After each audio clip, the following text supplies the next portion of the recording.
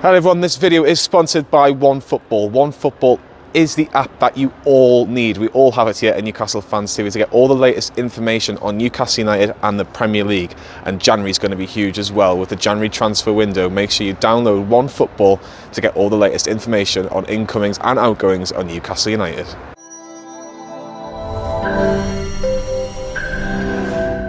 Newcastle Fans TV.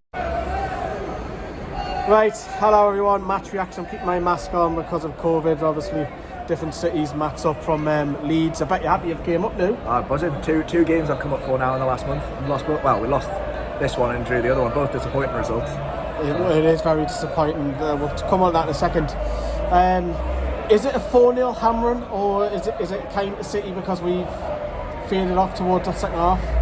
I think it's a flattering scoreline, if I'm being honest. I thought that was one of the best team performances we've had this season. I think individual errors cost us today. Obviously the first goal, Dubravka's made a howler for me. I mean, people are blaming Clark on social media, but for me the keeper's got to come for that.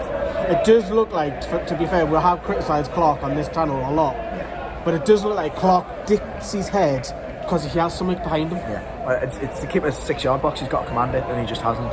And then second one, Willock's let Cancelo, but I mean it's a right back charging forwards, and fair enough, it's a nice strike, but he shouldn't be getting that far anyway. And then Jacob Murphy, unfortunately at right back, getting done for pace. Gabby Jesus for the fourth goal. 3 individual errors for me cost us. We could have had goals of our own, and of course a penalty shot, which yet again wasn't given. Talk to me about that, the penalty incident.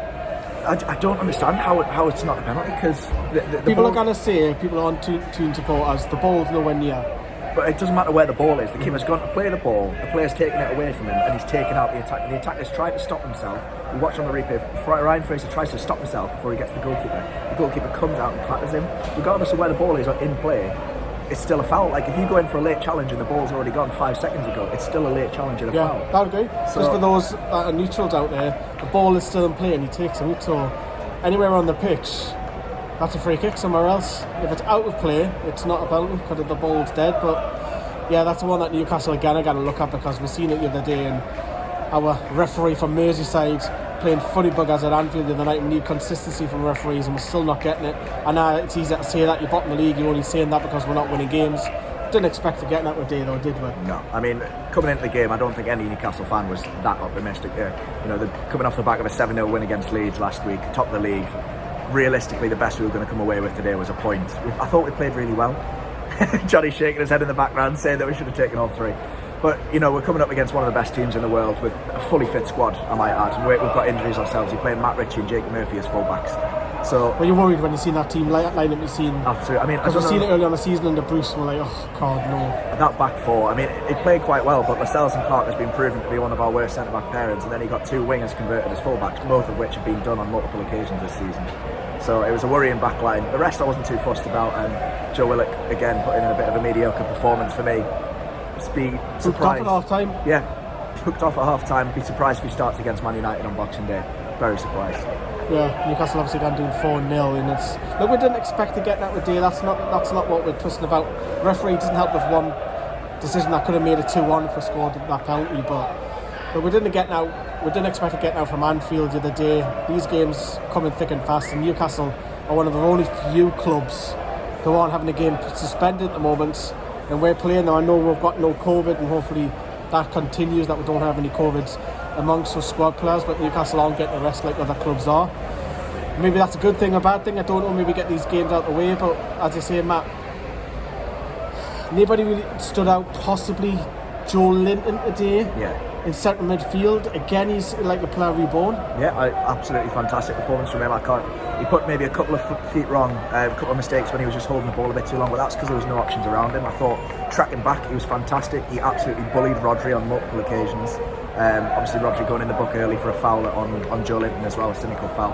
He was absolutely outstanding, and a new role for him. He's playing as a central midfielder on the left hand side. Good, we might not need to dip in the transfer market now. Oh yeah, I don't know. The only negative I've got on Eddie Howe is Jeff Hendrick came on, and me and Johnny was saying how I chuck one of the kids on, man. Chuck Joe White on, chuck Elliot Anderson, but it was Jeff Hendrick, and I'm like, oh God, that's probably the one other negative that I've personally with Eddie Howe. But is it a good thing now, Matt, for two reasons? That we're losing games, we've got 8 days off, and secondly, it helps everyone across the Premier League with COVID. Yeah, I mean, now we've got, like you say, we've got a nice break between now and the next game.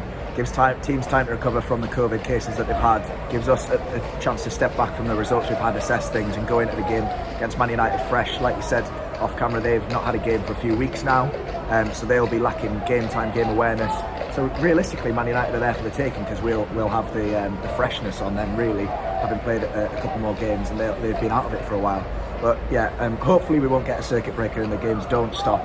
So this break should be good for us, the natural break in the Premier League between now and Boxing Day. Good for the whole league as well.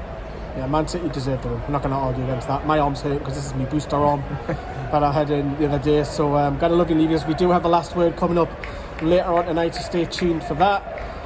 And then in a few days' time, you'll have a look at all the awards video that we'll run, because we are award winning, which is always nice. You'll see that on the channel in a few days. Ta-ra, everyone.